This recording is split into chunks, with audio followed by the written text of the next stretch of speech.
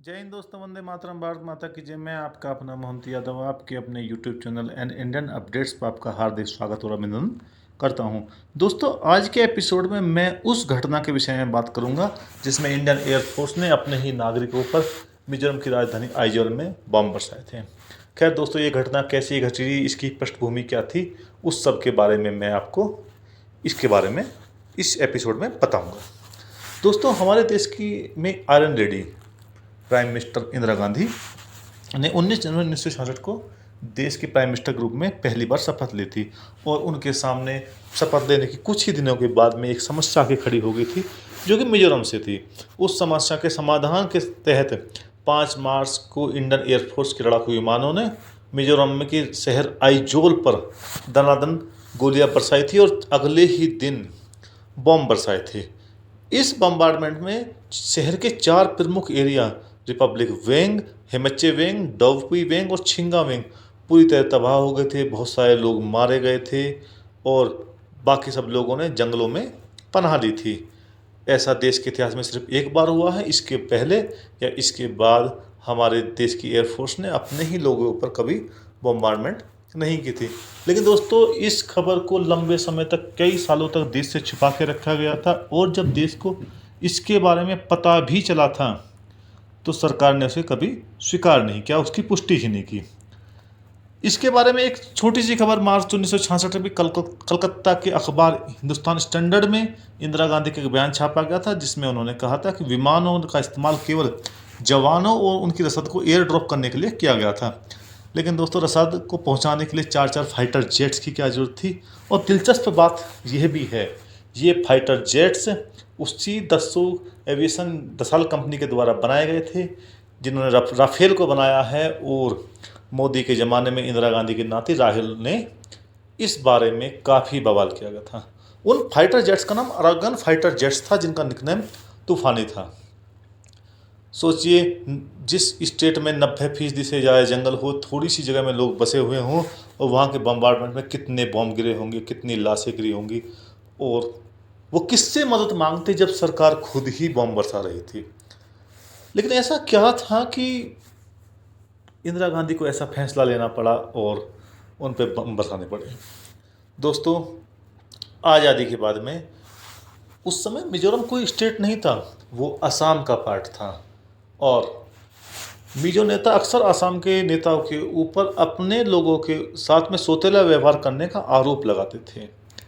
इसके बाद में असम की राजकीय भाषा असमिया को घोषित कर दिया गया, जिसमें मिजो नेताओं की बिल्कुल भी सहमति नहीं ली गई थी। इससे भी वो गुस्सा थे और 1959-60 में एक भयंकर अकाल पड़ा, जिसमें मिजो नेताओं के अनुसार उनको मरने के लिए छोड़ दिया गया और सरकार की तरफ से कोई भी मदद नहीं की। तब मिजो नेताओं ने एक संगठन बनाया जिसका नाम था मिजो नेशनल फेमाइन फ्रंट, जिसका नेता लालडेंगा था। इस संगठन ने लोगों की बहुत मदद की और गांव-गांव, पहाड़ी हर इलाके के लोग इसकी इज्जत करने लगे। वहीं भारतीय सरकार के खिलाफ भी अलगाववाद की भावना भड़कने लगी, क्योंकि सरकार बिल्कुल भी हेल्प नहीं कर रही थी। अब तो लालडेंगा कौन था? लालडेंगा इंडियन आर्मी में एक हवलदार था, जिसने बाद में असम सरकार के साथ अकाउंट्स क्लर्क के तौर पर काम किया था। लेकिन असम सरकार का अकाल के समय का रवैया देख करके वह विद्रोही हो गया था और इसने अपने संगठन का नाम बदल के मिजो नेशनल फ्रंट रख लिया था। बाद में इसने राजनीतिक रूप अख्तियार कर लिया और इसने अपनी मिजो नेशनल आर्मी बना ली, जिसमें 8 मिजो नायकों के नाम पर सशस्त्र बटालियनें खड़ी कर दी और असम मिजोरम को एक अलग देश की मांग शुरू कर दी। उस समय पाकिस्तान से बांग्लादेश अलग नहीं हुआ था, पाकिस्तान भी उसी सीमा पर था। पाकिस्तान ने मिजो नेशनल फ्रंट को समर्थन दे दिया और ट्रेनिंग, हथियारों का समझौते हो गए, और जिसके चलते देश की सुरक्षा पर खतरा बढ़ने लगा। असम सरकार ने कई बार अरेस्ट भी किया गया, लेकिन अच्छे आचरण के चलते उसे जल्दी ही छोड़ दिया गया था।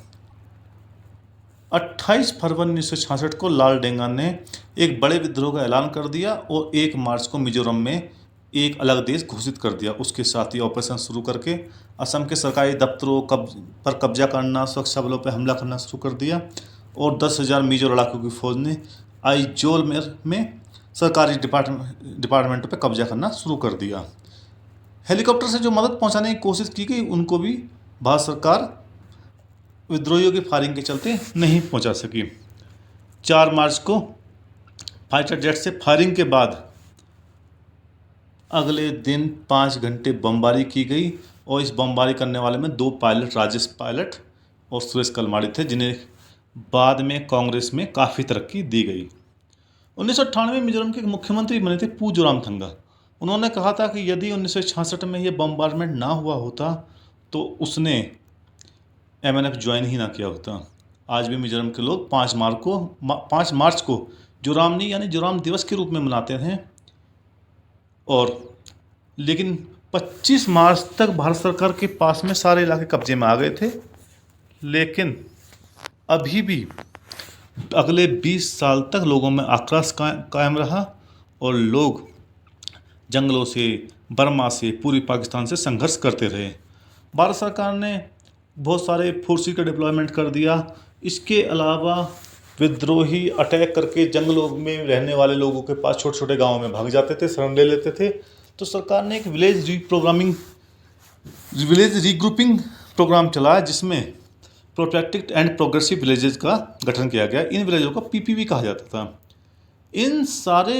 इस प्रोग्राम के तहत दूर दराज की पहाड़ियों पर बसे हुए छोटे छोटे गाँवों में रहने वाले लोगों को एक ही रोड के किनारे बसाया जाने लगा और सारे गांवों को उजाड़ दिया गया।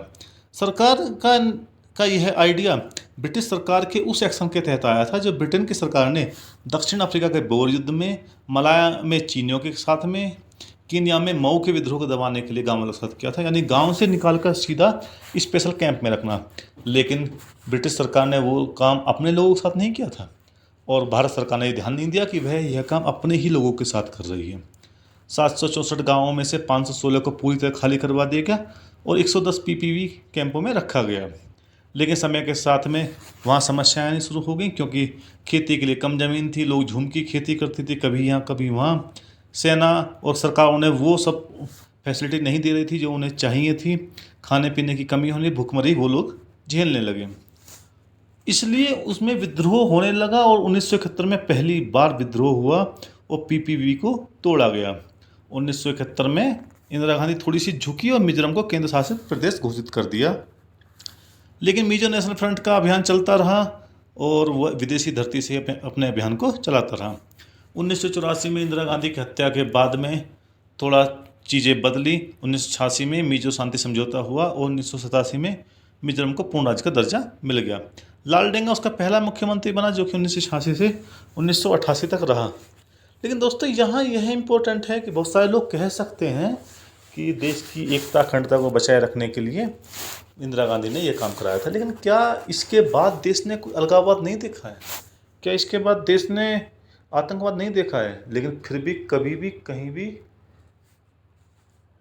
अपने ही नागरिकों के खिलाफ सेना का इस्तेमाल तो किया गया, सुरक्षा बलों का इस्तेमाल किया गया, लेकिन एयरफोर्स से बॉम्बारमेंट कभी नहीं कराएगी।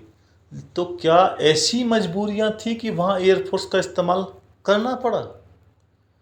क्या एयरफोर्स के इस्तेमाल से बचा जा सकता था? इन सब प्रश्नों के जवाब कभी नहीं मिले, क्योंकि इस घटना को ही लंबे समय तक स्वीकार नहीं किया गया और जब यह घटना सामने आई तो इस घटना की पुष्टि नहीं हो सकी। मेरे पास भी इस घटना के संबंध में इतनी ही जानकारी है। यदि कहीं और से जानकारी मिलती है तो मैं आपको इस घटना के विषय में अगले एपिसोड में ज़रूर बताऊंगा। खैर